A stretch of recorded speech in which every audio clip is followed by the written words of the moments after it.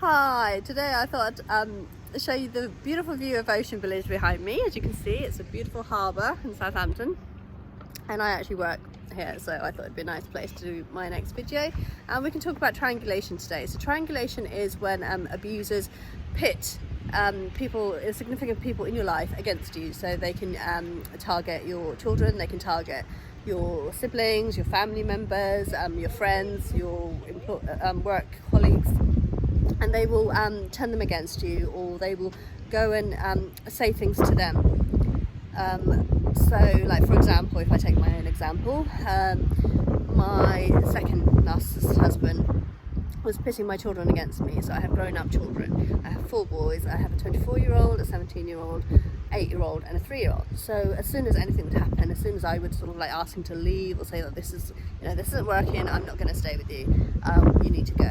So he would message my son, the eldest one, who didn't live with us anymore, and he would automatically he'd say, oh, your mum's saying this, your mum's doing this, your mum's sending text messages, your mum's saying horrible things against my family and my friends, and she's just being horrible and vile, So then my son would then message me, my son would then phone me, he'd say, well, what's going on, why are you saying these things, why are you causing problems? The other way I'd say that he triangulated was with my sister. So when he was arrested last year in May, and he wasn't allowed to come back to the house afterwards because I didn't want him there, he went and stayed with my sister. Now, he had already turned my sister against me, which I didn't know at the time. So the day I was at the police station reporting him, I was stuck there for 7 hours reporting him. And as a result, my sister had turned up at my house to give some food because it was Ramadan. And he stood at the door and he was chatting away to her. And he was telling her basically that I was causing problems, that I'd disappear off and leave the kids with him, that he had no idea where I was going, that I could be having an affair, I could be seeing somebody. He has no idea. So he, fed her all these lies about me. None of it was true. I was ill with COVID at the time, and I had been for like about 5-6 weeks. I was really ill with COVID, and he had just been so abusive, in every way. He was physically, he was verbally abusive, threatening. He would tell me that I should be grateful that he married me. If he hadn't married me, I would be a prostitute on the streets, looking for punters. That he's gorgeous compared to me, I should be grateful that somebody like him would even look twice at me. So he told my sister all of this at the door the day I was at the police station reporting him for being an abuser. And so when he got arrested that night at 9 o'clock at night, and I messaged my family to tell them, a lot of them they didn't believe me, or they weren't really bothered, or they didn't really, I think my eldest sister messaged me and asked me if I was okay. The rest of them just didn't care. I think one of them may have said, the kid's okay. That was about it, I think. So then what happened, which I didn't actually realise at the time, was that because he'd spoken to my sister and he'd made her believe that I was causing the problems, that I was the reason why we were having issues, that he then moved in with my sister. She let him move in. She felt so sorry for him, and she felt, the poor guy was being abused by his horrible manipulative wife, which is her sister, and she's crazy and insecure and unstable and unreliable anyway, so that's fine. So she moved him in with her, and she had a spare bedroom, that they'd been looking to find a lodger anyway, so they had a spare bedroom in the house.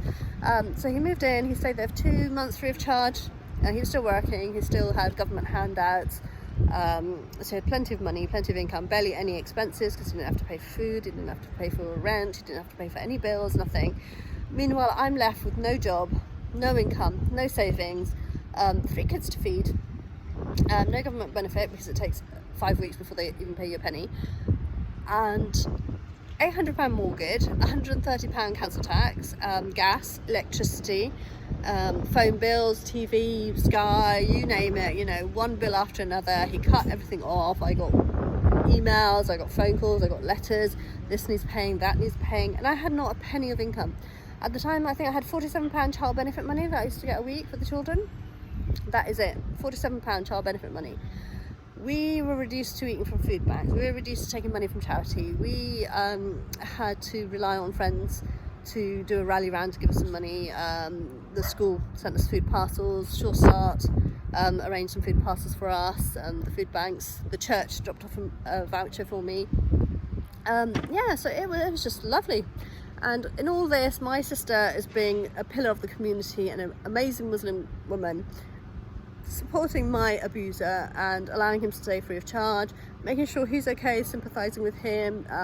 He was arrested 3 times, so each time he was arrested, then her and her husband would sit there and counsel him and tell him what an amazing person he was and how horrible I was to have put him through all this. You know, the poor guy who only wants what's best for his family and his kids, and only wants to, you know, live a happy married life, and the bitch of a wife that I am, that has caused all these issues in our family and disrupted our family and ruining my life and ruining my kids' lives, and I'm so crazy that I do not know what I'm doing.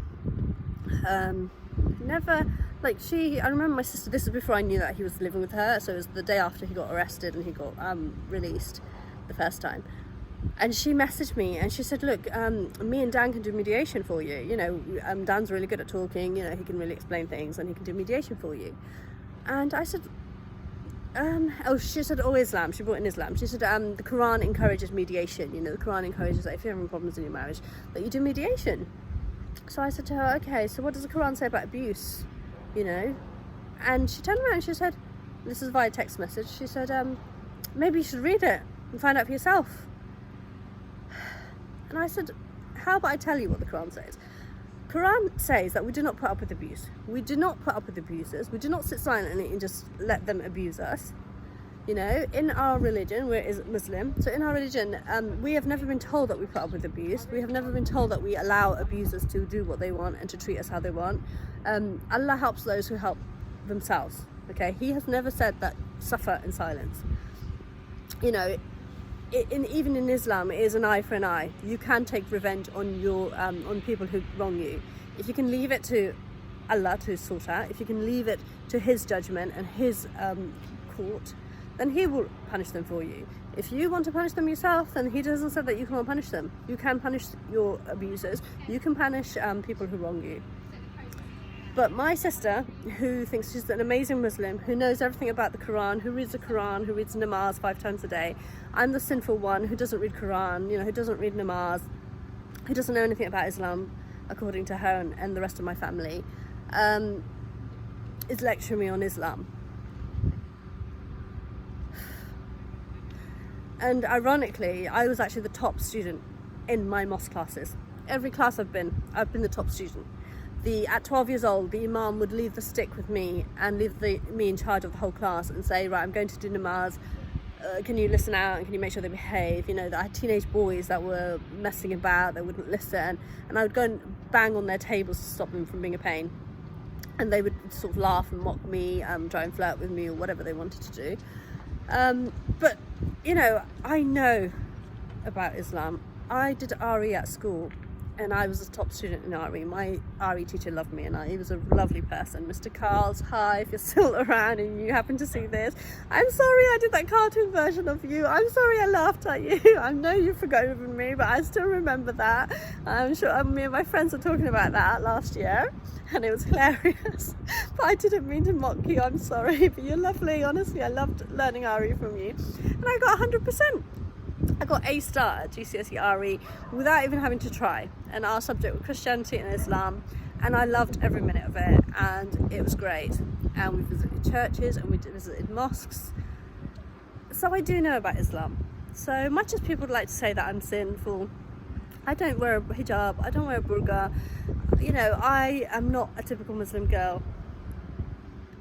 That is because I have had religious narcissists my whole life abusing me and telling me that they are abusing me because of my religion. They are abusing me because Islam tells them to abuse me. They are abusing me because the Quran tells them to abuse me. No, Islam does not tell anybody to abuse anybody.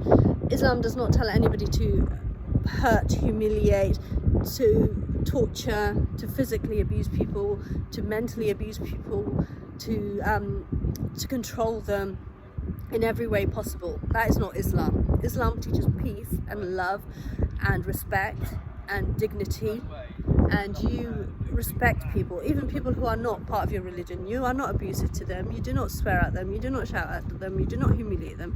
You respect them for their religion, you respect them for their beliefs, and you treat people as you want to be treated. You treat people with love, you treat people with respect, you honor them, you know, you give them dignity. So all of these religious narcissists who have controlled my life for 41 years and who have told me that I'm sinful and that I will burn in hell and that I will be punished severely for this, who thought it was okay to tell me how to live, to tell me what to think, what to believe, how to behave, how to talk, how to look, how to dress. You don't have a clue. You do not know the first thing about religion. You do not know the first thing about being a decent human being.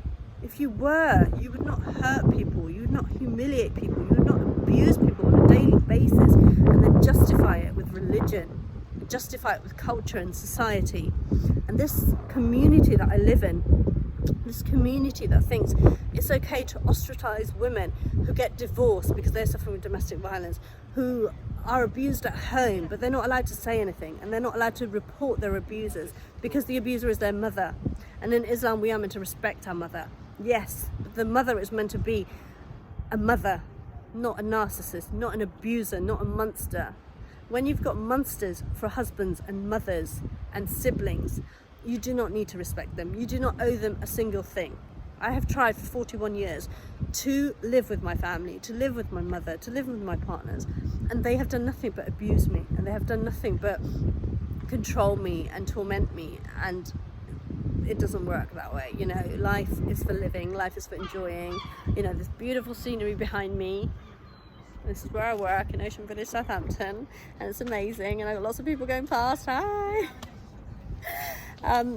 Yeah, so, you know, life is beautiful. This world is beautiful. We are here to enjoy it. We are here to live. We are here to love, laugh, do whatever we want, you know. Don't let anybody tell you otherwise. Don't let anybody control you or abuse you or hurt you or humiliate you or threaten you. You know, nobody deserves to live a life like that. Nobody deserves not to do what makes them happy. You know, you should be allowed to live and do the things that make you happy, as long as you're not hurting people, as long as you're not abusing people, as long as you're not manipulating and controlling people, and you're living within the law. You know, obviously don't go out and kill people and burgle and do all those things that you shouldn't be doing, but other than that, you can do what you want to do, what makes you happy. Laugh, sing, dance, flirt, whatever it is that makes you happy, do it. Be it, you know, don't let anybody stop you, because only you can stop yourself from achieving whatever it is you want to achieve. You know, they say the world is your oyster, and this, you know, and the sky's the limit. Only you can limit yourself as what you can achieve and what you can become. You can become whatever you want. You want to be an astronaut? Be an astronaut. You want to be whoever you want to be, whatever you want to be, you know, work for it. Learn the trade, learn the techniques, learn, you know, whatever it is you need to learn to be whatever it is you want to be. You know, people said, oh, when I was younger I wanted to be a footballer. Be a footballer. You know, why let people stop you? If you think you've got the talent and the ability to be a footballer, be a footballer. You want to be an astronaut, you want to be anything, an engineer, scientist, you know, MI5, secret agent. You know, kids grow up with these idealizations. They want to be part of secret agent and MI5.